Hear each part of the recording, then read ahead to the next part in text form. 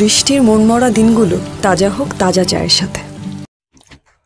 মধুপুরে advocate Mohammad আলীর কর্মী সভা অনুষ্ঠিত।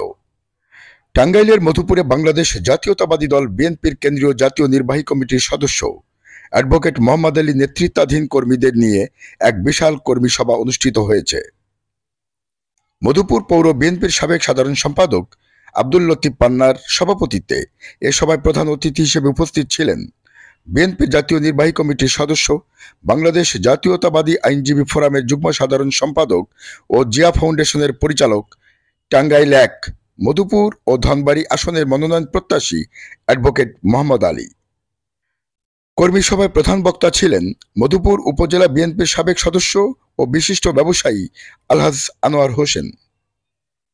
উপস্থিত কর্মী সভায় সকলের উদ্দেশ্যে অ্যাডভোকেট মোহাম্মদ আলী বলেন,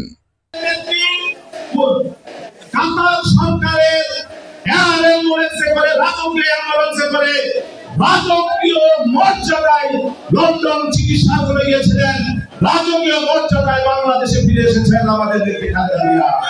আমরা ভালোবাসি, কারণ জিয়া রহমান একজন সৎ ব্যক্তি ছিলেন। জিয়া রহমানকে কেন এত মানুষ ভালোবাসে? তিনি একজন দেশপ্রেমী লোক ছিলেন। জিয়া রহমানকে কেন এত মানুষ ভালোবাসে? কারণ তিনি একজন কর্মী ছিলেন। নিজে কিন্তু আমি গতদিনের বক্তৃতায় বলেছি, কর্মী হিসাবে নিজেকে পছন্দ করতেন, পরিচয় দিতে, এবং কর্মীর মতো কার্যকরী পর্যায়ে, ইউনিয়ন পর্যায়ে, উপজেলা পর্যায়ে, পৌরসভা পর্যায়ে আপনারা নেতৃত্ব দিয়েছেন। আপনারা নেতা, তারপর আমরা কর্মী করেছি। এই জন্য আমাদের নেতা জিয়া রহমান নিজেকে একজন কর্মী ভাবতে পছন্দ করতেন। আমরা নেতা নয়, আমরা একজন কর্মী ভাবতে পছন্দ করি। সেই জন্য আমরা লিখেছি কর্মী সভা। আপনারা কিন্তু এর জন্য কোন অপমান বোধ করবেন না যে আমরা নেতা আমাদেরকে এখানে কর্মী বানিয়ে নিয়ে আসছে সারাদিন মিটিং করে। আমরা কিন্তু নেতা আদর্শ অনুসরণ করে আছি, আমরা এখানে কর্মী সভা করলাম।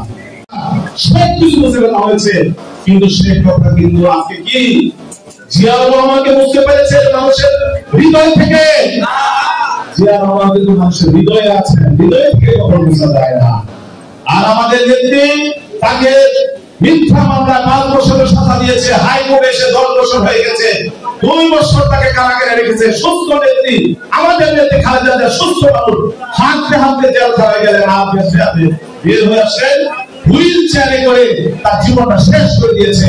আমরা নেত্রীকে চিকিৎসার জন্য বিদেশে পাঠানো নাই, আইনজীবীদের একটা টিম আমরা আইন মন্ত্রণালয়ে গিয়েছিলাম, আইনমন্ত্রীর কাছে, সৈয়দাদের আইনমন্ত্রী আব্দুলের কাছে। আমিও সেই প্রতিনিধি ছিলাম যে নেত্রীকে বিদেশে পাঠান চিকিৎসা করার জন্য। নেত্রীকে তারা বিদেশে পাঠায় নাই। আজকে কি হয়েছে দেখেন, শেখ হাসিনা ভাত রান্না করেছিল, দুপুরের ভাত খেতে পারে নাই, চোরের মতন পালিয়ে বাংলাদেশ থেকে সে বিতাড়িত হয়েছে। তারা সরাসরি করাটা ভালো না।